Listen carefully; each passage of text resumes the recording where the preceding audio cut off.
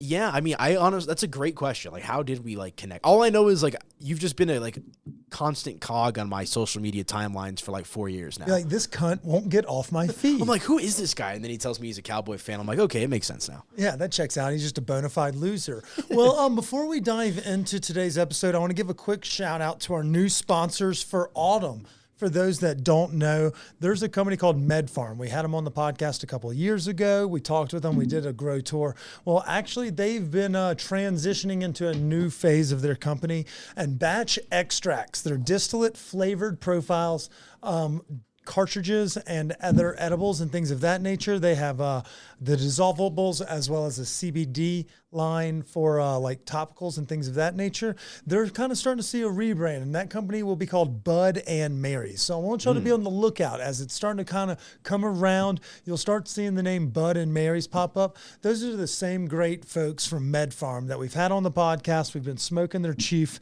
for years here and there, and we're teaming up with them just to kind of get the word out so that y'all know brand recognition instead of being like, oh, who are these new cats in town? There's some of your old favorites. Batch extracts is some of the award-winning distillate, the same distillate that we are using for a litany of their product lines. So this is just in the smokable apparatus. And so we're fired up to be working with them to spread the good word of Bud and Mary's and to keep puffing tough on those delicious batch extracts. Sounds delicious. Yeah, dude, we'll have to get you some. Yeah, man, can't complain. You know, some of those big podcasts, they always seem to have like gift bags for their guests. Mm-hmm. We just need to have that for them. Like we try to get everyone high, but we need you to go home and have that testimonial as well. I think that's a good way to go about it, my friend. Yeah, we'll start it next week without there you go. Yeah, you know, that's how it goes sometimes. Always a bridesmaid, never the bride, huh? Yeah. So, Aniello, we usually, I guess we prefaced how I met you, but we like to ask all our guests, the same question. Are you a transplant or are you a native to Colorado? Ooh, now I'm actually curious as to how the listeners judge me, because by technicality, I am a transplant, but I developed here as a human, right? I moved here when I was 14 years old. I went to high school out here all 4 years, and I went to college out here all 4.5 years, I guess, when you do the math and whatnot. So it's like Colorado is home to me, and I moved here at a point in my life where I was born and raised in California. Yeah, I was one of them. But my whole family's from New York, New Jersey. And it was one of those situations where I liked Cali, but I never claimed California because I was around with my parents all the time, right? I wasn't independent.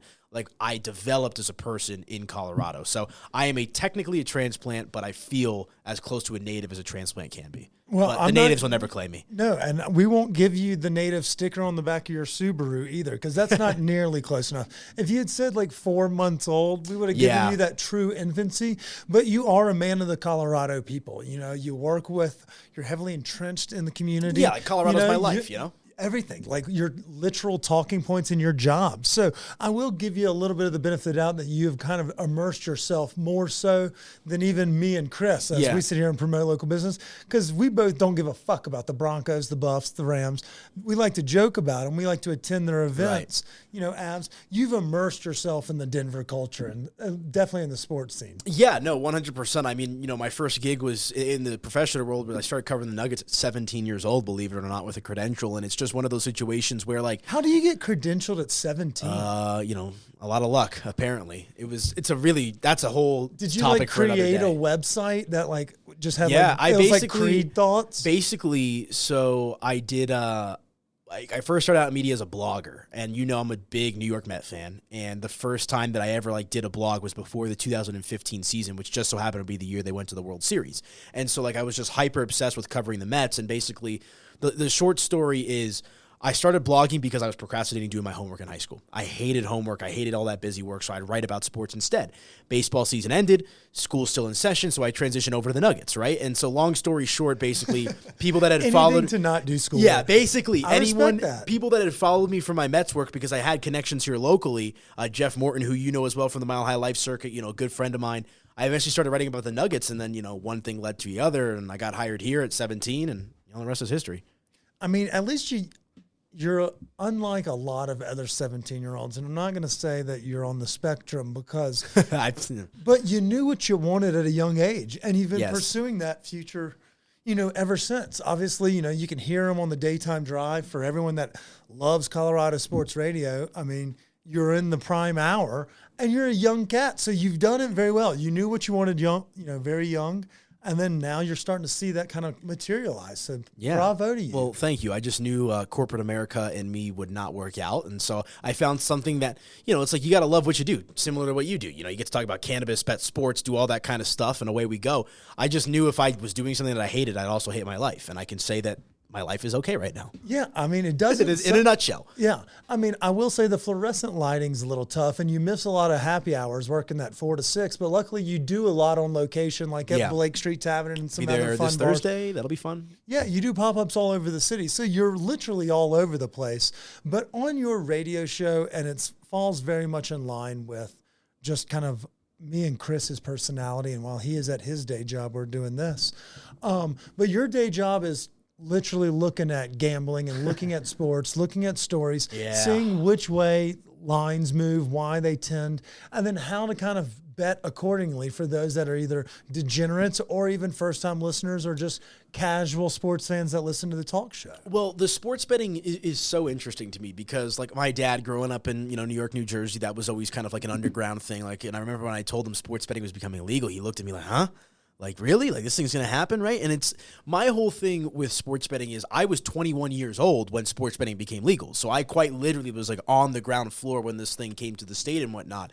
And my whole approach with it is like, much like marijuana, when that became legal in Colorado, it slowly started to become a part of people's lifestyle if it wasn't already. And I was like, look, do I love winning the big bets? Do I love making some big money off of sports betting? Absolutely. But I look at it as much as like entertainment value for my day-to-day sports consumption as anything, a way to put my sports knowledge to the test. So my thought process with all my gambling content is let's educate people. Like, you know what I'm saying? Like, if you're a sports fan, you can also be a sports bettor, but just because you're a sports bettor doesn't mean that you have to be some, broke dude living under a bridge, right? You can bet responsibly and still have some fun with it and, still throw some crazy parlays together every now and again.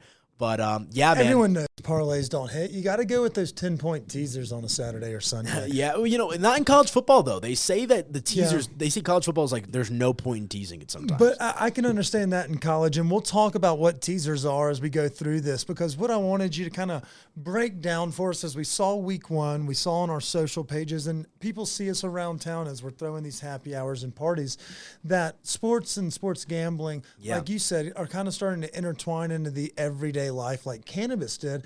And that's a great way to look at it because, like, did you have that forethought, like, growing up, like, the Marlins game is the only game we have on, so if we throw a couple bucks on it, it's interesting? Yeah. Or were you like, there's actually a business going, like, we could do this if we, like, start to, like, methodically put forward some effort instead of just, oh, this is what's on tonight? It was definitely a combination of the two, and I think it was more so it gave me interest in the games that I probably wouldn't have had interest in before, at least looking at the lines. Like, I think my buddy texted me today, the Reds are playing the Pirates. He's like, who do you like? I'm putting them in a parlay, whatever it might be.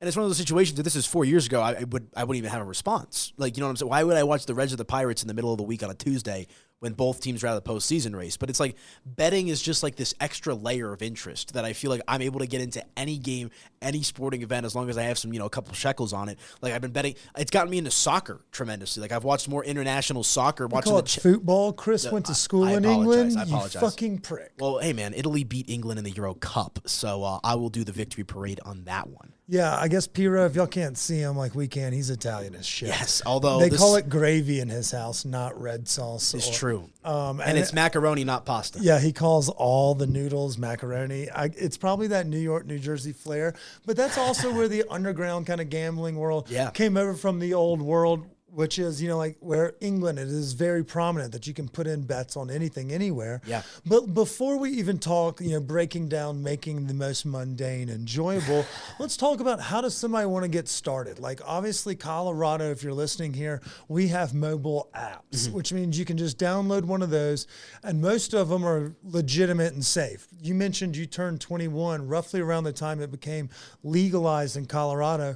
For those like us, my age and even older, the bookies were actual things where you could have bet unresponsibly, and then you found yourself on a payment plan or worse situation. Bad. And we've heard stories, and I may have been that kid in college, but nowadays it's legal, so there's safer ways to go about it. Tell us, how do we go about picking an app? Yeah, which one should we get? If football is the season, everyone's getting to it. How should we go about picking an app? It's a great question, and it's interesting because I believe Colorado, of all the states that have legal sports betting, has the most different types of apps in this state, right? I think there's the most different types of sports books available in Colorado. So there's Barstool, there's BetMGM, right? There's like Caesars. 24 operators in Colorado. There's maybe a dozen in the other states, right? A lot of the other states are a little bit more restrictive with who they let operate, within their boundaries and whatnot. So my personal favorite book is Superbook Sports. They're based out of Nevada. They're just the old school Vegas mentality type of lines makers and whatnot. But I honestly think Superbook is a little bit more for the sophisticated sports bettor. I think the entry-level sports books, if you've never bet a sport in your life or you've only done it a couple times, I think FanDuel is really as good as it gets on the surface. I forget about the FanDuel and the DraftKings because it's more of a DFS, but their interface for sports it's the gambling simplest. Like my dad, for example, my dad's trying to get some money in one of his accounts for football season, and I told him, I'm like, just sign up with FanDuel. I mean, the way that they've just been doing it long enough. You mentioned the daily fantasy aspect of it with DK as well. They had a head start by doing the DFS, at least on interfaces and relationships with consumers and all that kind of stuff. I think FanDuel is the simplest because that's the other thing is the new sports bettor, Kip, is going to know the difference between -110 and -115. And how big of a role that can play. And we're going to talk about bets. that in the next start. And so that's the thing. If you're just getting into it, you're looking to get your feet wet. I think FanDuel, Caesars, BetMGM, I'm on all three of those. I think they're all fantastic. FanDuel just seems to be the easiest to operate, in my opinion. Okay. And so also one of the things that's kind of great about this, if maybe somebody in your circle, maybe your boyfriend or your girlfriend, you want to get them signed up so they can make it more riveting. Me and Mo have been doing that. I've actually been gambling for her. I let her pick a little 5-game parlay. But one thing I've also noticed is that, you get the significant other and you can do it through a referral code. So you'll also see there's match bonuses. There's also referral bonuses. So I think FanDuel, I want to say it's, you can get like or Caesar, one of them. It's like you can use your link or whatever, and if somebody signs up, deposits, and place a bet, you get an extra $50 free bet. It kind of depends from book to book, so be sure to shop that. But that's the other thing, man. Like, if you're in this to make some money, that's the beautiful part about Colorado is with over 24 sports books, if you haven't signed up for them, that means over 24 sign-up opportunities, right, where they're going to match your first deposit or give you a risk-free bet up to a certain amount. You definitely, there's a ton of sharp bettors that have moved from Nevada and other places, Atlantic City area, over the last 2 or 3 years because of the opportunities here in Colorado. See, and so that's when he means like shop around. So when we were talking about the -110 and -115, so oftentimes if let's say you are doing this to make a bunch of money or you want to kind of get your feet wet, by having 2 or 3 accounts that maybe both have 50 or $100 in it, rather than 200 and just the FanDuel, where you got $50 for free for putting in 100 or 200, you spread that out. You get a couple different bonuses by signing up, and then you can start to see who has better odds. So, like maybe for instance, last night's Broncos game was 6.5, meaning the Broncos had to cover. Yeah, they had to win by 6.5 or more points for the bettors to be successful. Right. That could have very well been at 6 or at 7 on other books. So pending on, by shopping around, you can see who has better odds. And that's a great example because that actually happened yesterday. I was on FanDuel. It was Broncos -6.5. I went on to Caesars. It was Broncos -6, and sometimes that makes all the difference in the world. It didn't work out last night because the Broncos lost outright. But it's like going to Target and then going to Walmart, right, for the same product. Which one has the cheaper price or the better price, I should say. You want to make sure to do that long term because you can, save yourself some money or add some more winnings to your pot. Yeah. Okay. So next step in, you mentioned the 110, the 115, but we're going to use this Thursday's game. So for those that are listening, we're looking at the Chiefs-Chargers lines. And so right now it says that the line, if somebody was to look at it on their ESPN app, it says line KC -4 O/U 54.5. So how are we going to start evaluating a game? You see these things and you're new to the game. You're like, what the fuck am I looking at? What should they be looking for? At least an insider perspective. Like, can we start? Like, we see the 4. What does that mean? Right. So, obviously, if it's KC -4, that means if you're going to bet on KC, they have to win by more than 4 points in order for that bet to cash. If you want to bet the Chargers, they could lose by a field goal now, and your bet will still cash, right, because you're getting up to 4 points. But when it comes to, quote-unquote, handicapping a game, which is where you basically do your research and then pick a side that you want to side with, I always, first and foremost, you got to look at injury reports because the injuries are going to dictate line movement, which is, a change from 3.5 to 4 in the line. You got to just just, I mean, sometimes impact players. Like, for example, I've got, what is the receiver? Not Keenan Allen. What is his name? Mike Williams? No, the other one. Oh, wait, no, it is Keenan Allen. Who's the running back? Eckler. Yeah, so I have Keenan Allen on my fantasy football team. He's probably not going to play this week, right? And so that's probably going to have an effect on potential output for the Chargers offense. So you want to kind of factor that in. And then, there's some really good websites out there that can give you betting information,